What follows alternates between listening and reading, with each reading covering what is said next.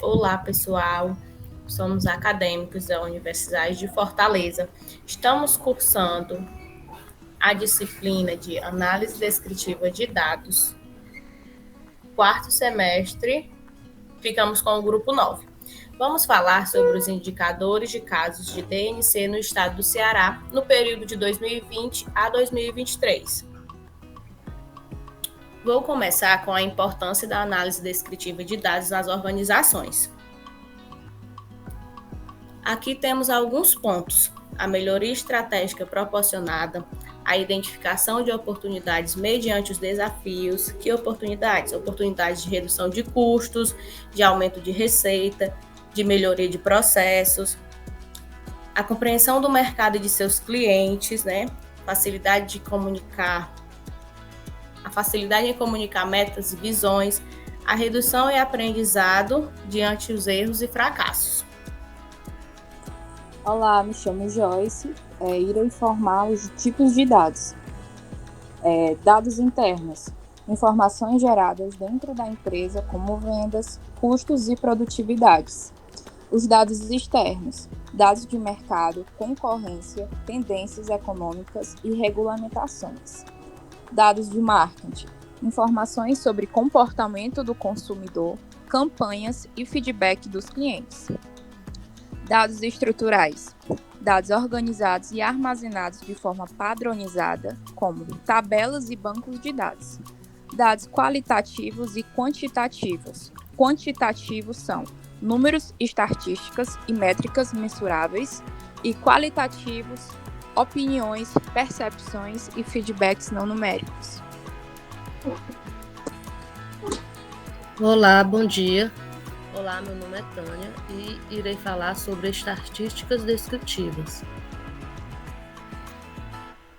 Estatística descritiva é a etapa inicial da análise de dados e tem por objetivo descrever os dados observados. Ao descrever tais dados por meio de gráficos, tabelas e medidas descritivas. As medidas são tendência central, média, moda e mediana. Temos exemplo. Imagine que você coletou dados sobre a altura de 30 alunos de uma turma. A estatística descritiva vai te ajudar a entender esses dados através de medidas de tendência central, que é a média, a soma de todas as alturas dividida pelo número de alunos.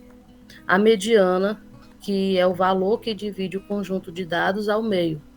Se a mediana for 1,64, significa que metade dos alunos tem altura inferior e a outra metade superou esse valor.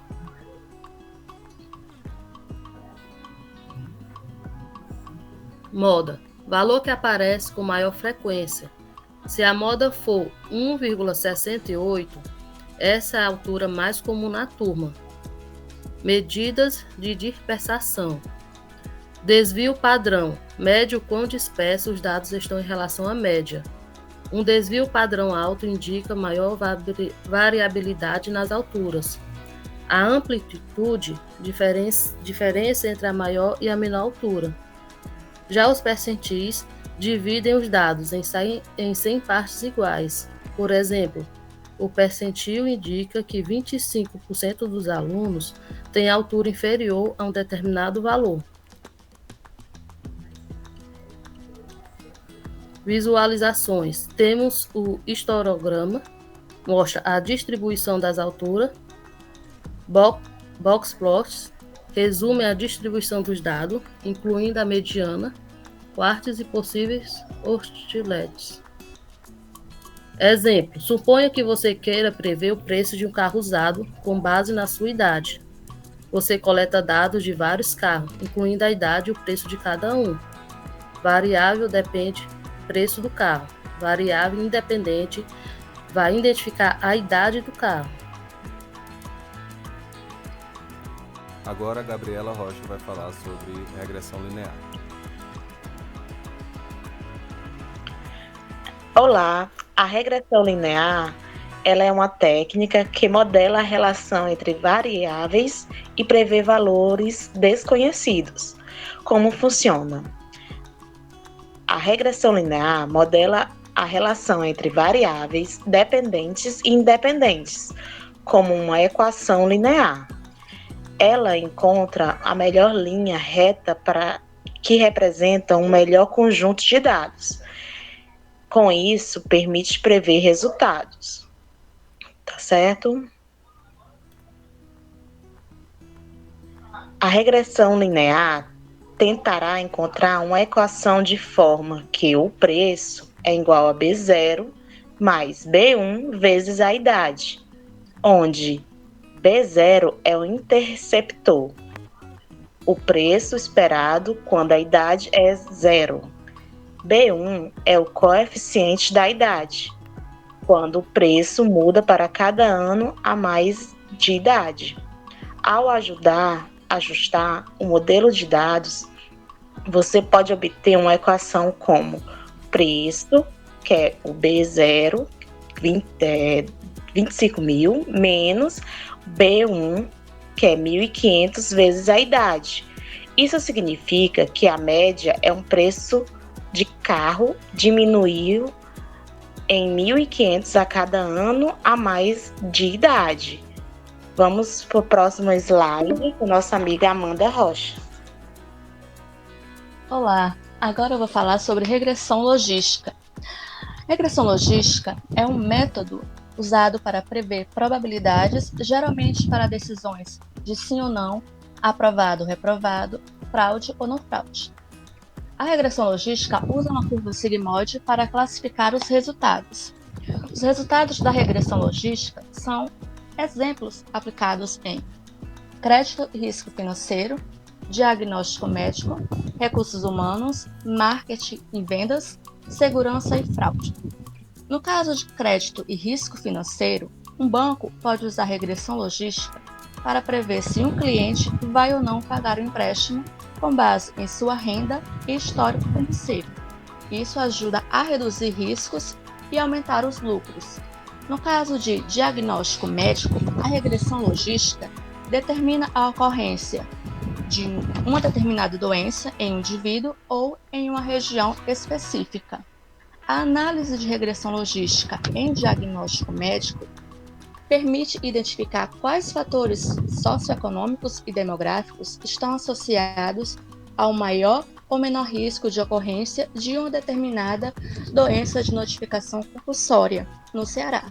Por exemplo, poderíamos observar que regiões com menor renda per capita e menor acesso a saneamento básico apresentam maior probabilidade de ocorrência de dengue. Um outro exemplo é que indivíduos com menor escolaridade têm maior risco de contrair tuberculose. E, por fim, a densidade populacional elevada ela está associada a um aumento nos casos de doenças respiratórias. Em resumo, a regressão logística é uma ferramenta poderosa para analisar os dados e obter insights valiosos para aprimorar as estratégias de prevenção e controle. Pois bem, agora Joyce Kelly Silva vai falar sobre alguns exemplos. Exemplo de gráfico de regressão linear. Por meio de uma única razão, busca classificar de forma simples e quantidade de variáveis que se apresentam com relação ao modelo. Exemplo de gráfico de estatística descritiva. Com base nos dados coletados por meio de tabelas, apresentar gráficos para compreensão objetiva. Exemplo de gráfico de regressão logística. Com base nos dados que tem, visa classificar as variáveis em grupo. Agora o Ryan Gomes vai ficar com a parte de exemplo prático.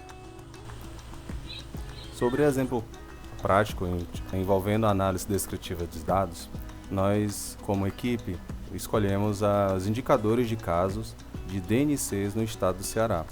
Essas DNCs, que significam as doenças de notificação compulsória, nós selecionamos um período de 2020 até 2023, tendo todo o estado do Ceará, desde as regiões metropolitanas e municípios, como base de dados, onde os indicadores selecionados foram todas as DNCs, que aqui estão listadas, como AIDS, chikungunya, dengue e as demais.